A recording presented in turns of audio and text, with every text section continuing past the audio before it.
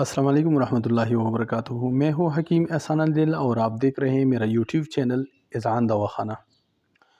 मोहतरम साथियों, आज हम एक मुख्तसर नुस्ख़ा के बारे में बात करते हैं और ये मुख्तसर नुस्ख़ा सिर्फ 3 अज्ज़ा पर मुश्तमिल है।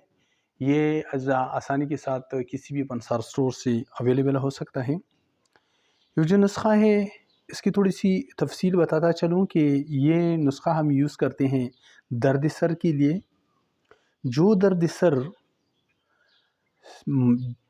गाढ़ी सब्ज़ बलगम की वजह से हो, जो दिमाग में जम जाता हो, या जो दर्द सर दर्द शकीका की वजह से हो, जिसे आदि सर का दर्द कहते हैं, माइग्रेन भी कहते हैं और हम इसे पश्तो में निमसिरे कहते हैं। तो इसके लिए आते हैं कि इसमें कौन कौन सी अज्ज़ा है और इन अज्ज़ाओं की मक़दार कितनी होनी चाहिए, फिर इसका इस्तेमाल क्या है। तो आइए इसकी तरफ आते हैं। ये जो हमारे सामने है इसको हम अस्तखदूस कहते हैं और ये अस्तखदूस तिब की ज़ुबान में तिब की दुनिया में इसको दिमाग का जड़ कहा जाता है, क्योंकि दिमाग को इसी तरह साफ़ करते हैं। ये जो हमारे दिमाग में जो बलगम जम जाते हैं, उस बलगम को निकालने के लिए बेहतरीन एक इंग्रेडिएंट है, इस वजह से इसको दिमाग का जड़ भी कहा जाता है। दूसरी चीज़ है हमारे पास धनिया खुश्क और तड़ है हमारे पास फलफल सिया या इसे काला मिर्च या सिया मिर्च भी कहते हैं। तो ये जो अस्तखदूस है ये हम लेंगे 20 ग्राम, कशनीज़ या धनिया खुश्क हम लेंगे 10 ग्राम, जबकि फलफल सिया ये हम लेंगे 10 ग्राम।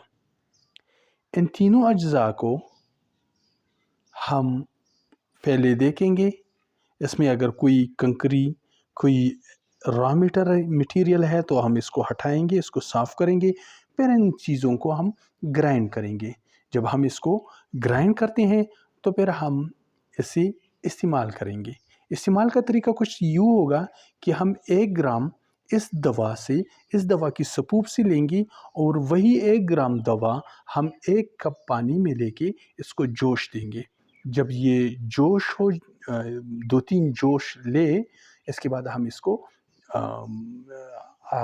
किसी छान लेंगे, छन्नी से हम इसको छान लेंगे और जब हम इसको छान लें तो नीम गर्म हम इसको पिएंगे।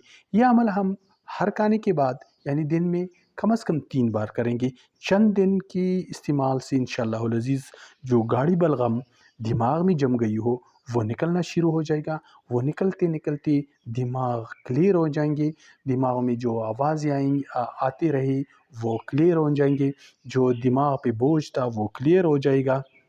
इसके अलावा जो दर्द शकीका था, जो आदि सर का दर्द था, जो सुबह उठते ही ये शुरू हो जाता था और देर तक ही चलता था, जैसे जैसे ये सूरज तुलू होना शुरू हो जाता है तो ये तेज़ होता जाता है और आखिर में ये फिर कम होना शुरू हो जाता है।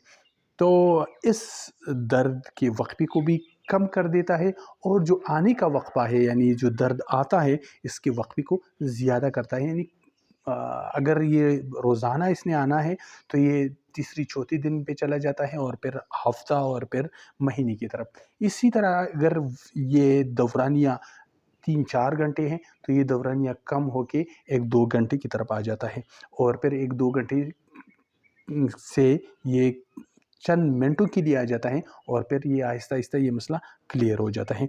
इसके साथ-साथ अपनी ग़िज़ाओं पे ख़ास ख़्याल रखना है और ग़िज़ाओं के साथ-साथ अपने मैदे पे भी ख़्याल रखना है, क्योंकि दर्द शकीका का एक सबब मैदे की ख़राबी ही है। तो मैदे की ख़राबी को आप मद्देनज़र रखेंगे।